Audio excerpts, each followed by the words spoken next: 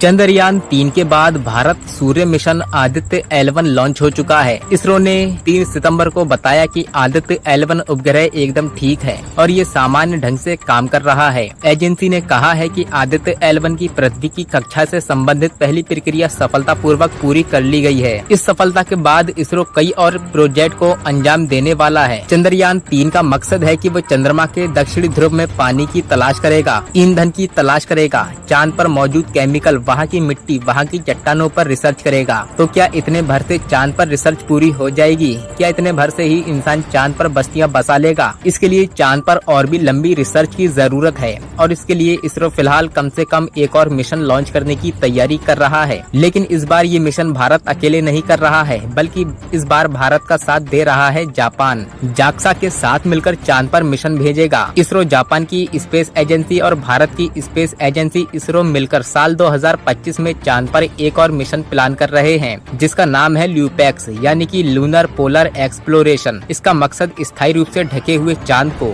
ध्रुव के बारे में जानकारी हासिल करना है। ये मिशन चंद्रयान 2 और चंद्रयान 3 की तुलना में और ज्यादा मुश्किल होने वाला है। चांद पर स्टेशन बनाना चाहता है इसरो। इसके अलावा इस मिशन की सबसे बड़ी चुनौती ये है कि इस मिशन के जरिए चांद पर एक ऐसी जगह की तलाश करनी है जहाँ पर एक स्टेशन बनाया जा सके। अभी फिलहाल अंतरिक्ष में सिर्फ एक ही स्टेशन है और वो है इंटरनेशनल स्पेस स्टेशन। चांद पर इसी तरह का एक स्टेशन भारत भी बनाना चाहता है ताकि वहाँ इंसानों के भी रुकने की सुविधा हो सके। ऐसे में इसके लिए सबसे जरूरी है कि चांद पर इस तरह जगह तलाशना और भारत का अगला मिशन यही होने वाला है, जिसमें जापान भी मदद कर रहा है। मिशन के लिए लॉन्च व्हीकल और रोवर जापान देगा तो इसका लैंडर भारत का इसरो बनाएगा। भारत जो भी सैटेलाइट लॉन्च करता है वो वापस नहीं आता है। सैटेलाइट जाते हैं, अपना काम करते हैं और फिर अंतरिक्ष में ही दफन हो जाते हैं। लेकिन अब भारत की कोशिश ये है कि वो जो भी सैटेलाइट लॉन्च करे वो वापस धरती पर लौट सके। चंद्रयान 1 के मिशन डायरेक्टर रहे एम अन्नादुरई का कहना था कि अगर चंद्रयान 2 की सॉफ्ट लैंडिंग हो गई होती तो फिर चंद्रयान 3 का मकसद रिटर्न मिशन ही होता। चंद्रयान 3 धरती पर नहीं लौटेगा, लैंडर रोवर सब चांद पर ही रह जाएंगे। लेकिन अगर चंद्रयान 2 ने ये काम कर दिया होता तो फिर भारत चंद्रयान 3 को चांद पर भेजता भी